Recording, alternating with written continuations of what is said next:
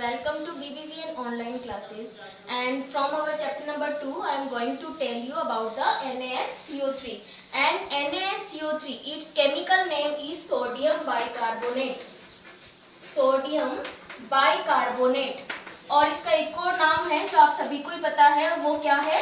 Sodium hydrogen carbonate. क्या है? Sodium hydrogen carbonate. Okay, these are the chemical name of sodium NaSCO3. Now common name you all know, it is known as baking soda. इस तरीके से जाना जाता है, ये बेकिंग सोडा के नाम से जाना जाता है। फिर हम बात करते हैं प्रिपरेशन मेथड की, तो इसके प्रिपरेशन मेथड जो होता है वो है सोलवे प्रोसेस। क्या होता है? सोलवे प्रोसेस। और इसको दूसरा नाम भी है और वो है अमोनियम सोडा प्रोसेस। क्या नाम है इसका दूसरा? Ammonium soda process. तो ये दो नामों से हमसे पूछा जाता है एग्जाम में। क्या होता है इसके अंदर? इसमें हम लेते हैं अमोनिया की रिएक्शन कराते हैं CO2 और वाटर से। तो सबसे पहले तो क्या बनता है? Ammonium hydrogen carbonate. तो सबसे पहले क्या बनता है? Ammonium hydrogen carbonate. Ammonium hydrocarbon का हम बाद में कराते हैं NaCl के साथ में रिएक्शन।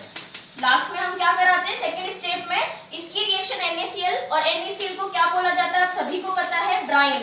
NaCl का जो कंसंट्रेट सॉल्यूशन होता है उसको हम ब्राइन बोलते हैं। जब इससे रिएक्शन होती है तो क्या बनता है? एक तो बनता है सोडियम बाइकार्बोनेट और एक बनता है अमोनियम क्लोराइड। तो क्या बनता है इससे? एक तो बनता है सोडियम बाइकार्बोनेट और बनता है साथ में अमोनियम क्लोराइड। तो इस मेथड को बोला जाता है सोलवे प्रोसेस।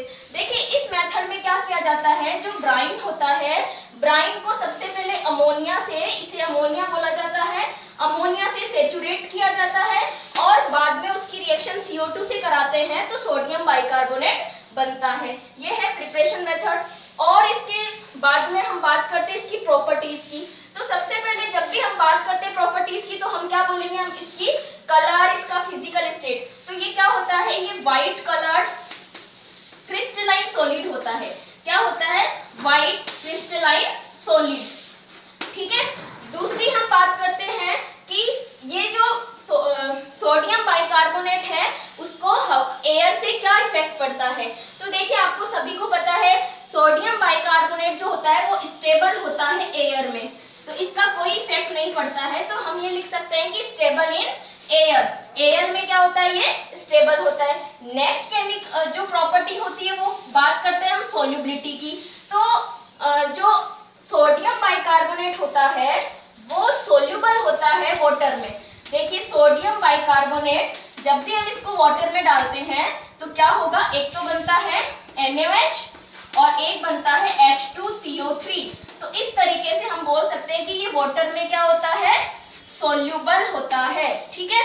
नेक्स्ट हम प्रॉपर्टी की बात करते हैं, तो वो प्रॉपर्टी आती है हमारी हीट करना, यानी एक्शन ऑफ हीट। तो जैसे ही हम जो हमारे पास में बाइकार्बोनेट है और बाइकार्बोनेट को हम हीट करते हैं, क्या करते हैं? हम हीट करते हैं। तो देखिए इसका क्या हो जाता है? थर्मल डिकम्पोजिशन हो जाता है। और जैसे इसका डिकम्पोजिशन होता है तो एक तो बनता है Na2CO3 plus CO2 plus H2O। तो इस तरीके से CO2 गैस इवॉल्व होती है और यही CO2 गैस इवॉल्व होने की वजह से इसको बेकिंग सोडा बोला जाता है और इसे बेकरीज में ब्रेड एंड केक्स बनाने में काम में लिया जाता है। क्योंकि देखिए होता क्या है, जब हम कोई भी फूड आइटम या जैसे इडली, खमन, ब्रेड, केक्स बनाते हैं तो हम क्या करते हैं? उसमें सोडियम बाइकार्बोनेट डालते हैं। तो जैसे ही हम फूड को कुक करते हैं तो सोडियम बाइकार्बोनेट के मॉलिक्यूल्स क्या होते हैं? हीट होते हैं और हीट होने के बाद में उसका डिकम्पोजिशन हो जाता है जिससे CO2 गैस इवॉल्व होती है। ये CO2 गैस फूड पार्टिकल के बीच में क्या हो जाती है? एयर स्पेस बनाने में हेल्प करती है। तो उन एयर स्पेस के बनने की वजह से ही जो फूड होता है वो फ्लफी होता है और क्या बनता है? सॉफ्ट बनता है। ठीक है। तो ये एक इम्पोर्टेंट रिएक्शन है, ध्यान रखना है। उसके बाद हम बात करते हैं एसिड के साथ में रिएक्शन। तो देखिए सोडियम बाइकार्बोनेट की रिएक्शन हम एसिड से कराते हैं। ठीक है। तो ये क्या है आपको पता है? ये वीक बेस होता है। ठीक है। तो वीक बेस होने की वजह से न्यूट्रलाइजेशन रिएक्शन कर लेता है तो क्या बनेगा, आपको पता ही है, सॉल्ट एंड वाटर। तो इस तरीके से बाइकार्बोनेट एसिड से रिएक्शन करने के बाद में सॉल्ट एंड वाटर बनाते हैं। तो ये इसकी कुछ प्रॉपर्टीज हैं। नेक्स्ट हम बात करते हैं यूजेस की। तो देखिए अभी हमने इतनी सारी प्रॉपर्टीज पढ़ी, उन प्रॉपर्टीज में इसके क्या है, यूजेस हैं। सबसे पहले हमने यहाँ पे बात करी कि जब से बाइकार्बोनेट हीट होता है तो CO2 गैस इवॉल्व होता है। तो मैंने आपको यहाँ पे बताया था कि इसी वजह से ये कहाँ काम आता है, इन बेकरीज। कहाँ काम आता है, बेकरीज में। किसके काम आता है, केक एंड ब्रेड बनाने में। उसके अलावा क्या होता है, ये एडिटिव होता है, यानी कि एडिटिव फूड होता है, food for in drinks and other food material means ये जो फूड्स हैं, ड्रिंक्स हैं, उनमें भी मिलाया जाता है। नेक्स्ट और इम्पोर्टेंट, ये किसकी जैसे काम आता है, बाइकार्बोनेट एज एंटा एसिड, जिसके बारे में भी हमने बात करी है कि हमारे स्टोमक में जैसे ही एसिड का लेवल इंक्रीज हो जाता है तो हमें एसिडिटी की प्रॉब्लम हो जाती है।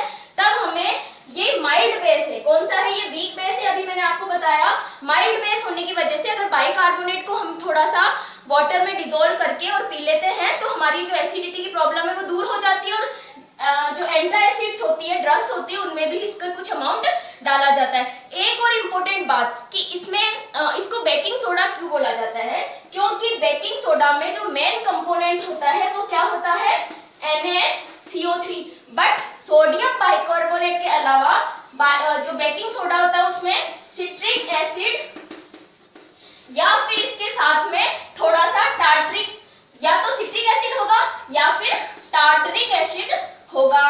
तो ये भी आप लोग ध्यान रखिएगा। बेकिंग सोडा में सिर्फ बाइकार्बोनेट ना होकर सिट्रिक एसिड होगा थोड़ा सा, या टार्टरिक एसिड होगा। नेक्स्ट हम बात करेंगे नेक्स्ट वीडियो में। Thank you.